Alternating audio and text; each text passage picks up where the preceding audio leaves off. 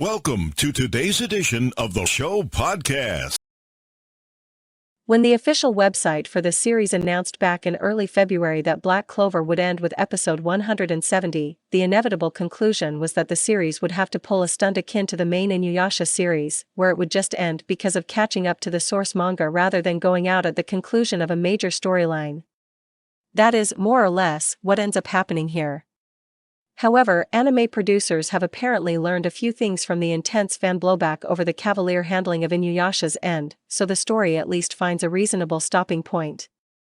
It brings Asta's story full circle and shows everyone engaged in preparations for the next big step the story will take. The only question is when that big step will be in anime form. Asta's attempt to complete the devil binding ritual plays out the way that only Asta could pull off. By coming to terms with the devil within him rather than enforcing his will upon it. This episode formally reveals that the devil's name is Liba and that he was the lowest of the low in the underworld because he, like Asta, had no magic. However, that is also precisely what allowed him to pass through the seal without being summoned by a human.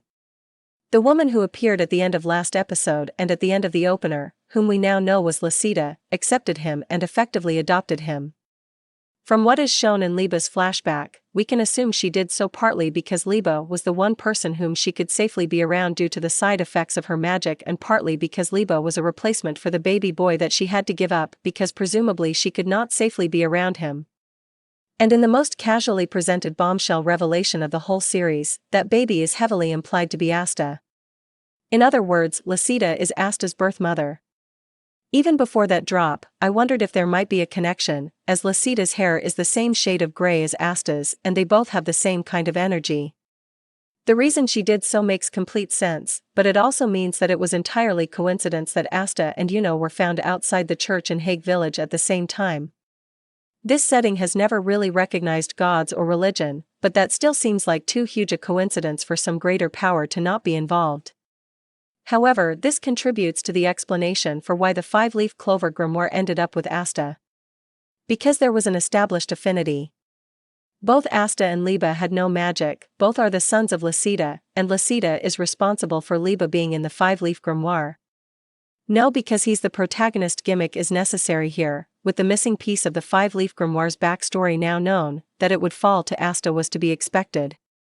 The one still missing piece here is how, exactly, Liba developed anti-magic while within the grimoire, but I can let that one slide.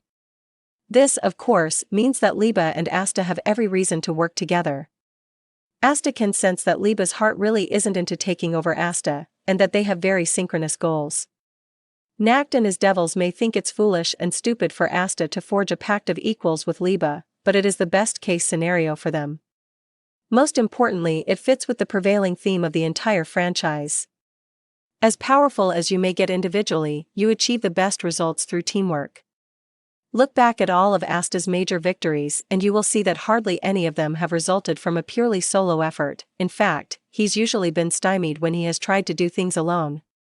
Now he has a true partner with him at all times.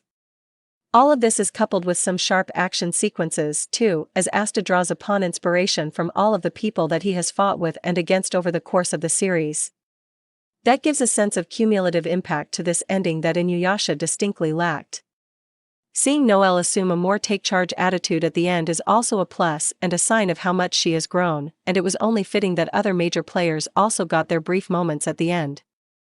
In all, it makes for a remarkably strong finale, even if it is ending in the middle of a major story arc. So what's next for the franchise?